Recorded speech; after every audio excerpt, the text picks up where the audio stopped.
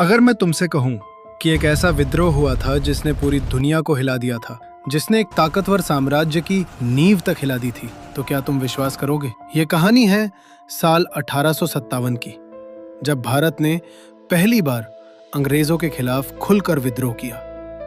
लेकिन सवाल ये है, क्या ये सिर्फ एक सिपाही विद्रोह था या फिर आजादी की पहली जंग? उस समय भारत पर राज कर रही थी ईस्ट इंडिया कंपनी, एक व्यापारिक कंपनी जो धीरे धीरे भारत की असली मालिक बन चुकी थी। राजाओं से सत्ता छीनी जा रही थी, किसानों पर भारी कर लगाया जा रहा था और आम जनता का जीवन दिन ब दिन बदतर होता जा रहा था। लेकिन असली चिंगारी भड़की एक छोटी सी चीज से, नई एनफील्ड राइफल, जिसके कारतूसों को मुंह से काटना पड़ता था और अफवाह थी कि उन पर गाय और सूअर की चर्बी लगी है।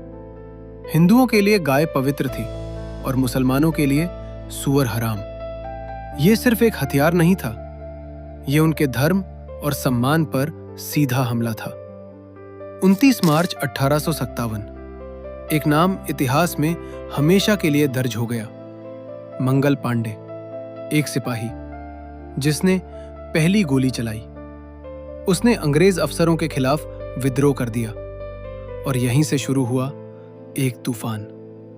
10 मई 1857, मेरठ, सैकड़ों भारतीय सिपाहियों ने विद्रोह कर दिया। उन्होंने जेल तोड़ी और दिल्ली की ओर कूच कर गए।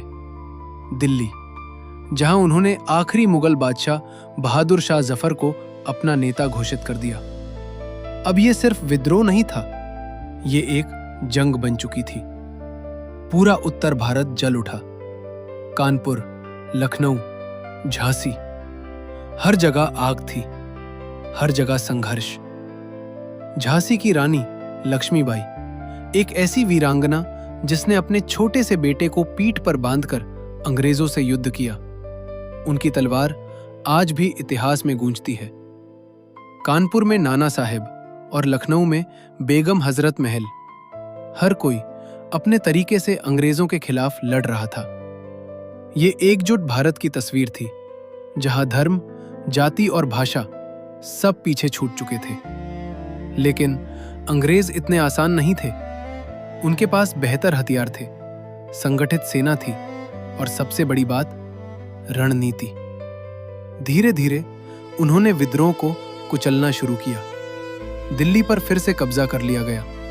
बहादुर शाह जफर को गिरफ्तार कर लिया गया। झांसी की रानी युद्ध में वीर गति को प्राप्त हुई और एक एक करके विद्रोह के सभी केंद्र खत्म होने लगे। 1858 तक यह विद्रोह लगभग समाप्त हो चुका था। लेकिन क्या सच में यह खत्म हो गया था? नहीं, क्योंकि इस विद्रोह ने एक सोच को जन्म दिया, आजादी की सोच। इसने भारत के लोगों को दिखा दिया कि अगर हम एकजुट हों तो हम सबसे बड़ी ताकत को भी चुनौती दे सकते हैं। इसके बाद ईस्ट इंडिया कंपनी का शासन खत्म कर दिया गया और भारत सीधे ब्रिटिश क्राउन के अधीन आ गया। लेकिन अब भारत बदल चुका था।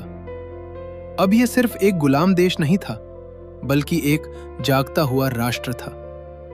1857 की क्रांति भले ही असफल रही हो, लेकिन इसने आजादी की नींव रख दी थी और यही कारण है कि इसे कहा जाता है भारत की पहली स्वतंत्रता संग्राम। तो अगली बार जब तुम इतिहास के इस पन्ने को देखो तो इसे सिर्फ एक विद्रोह मत समझना। ये एक शुरुआत थी, एक आग थी जो 1947 तक जलती रही, क्योंकि कभी-कभी हार ही असली जीत की शुरुआत होती है।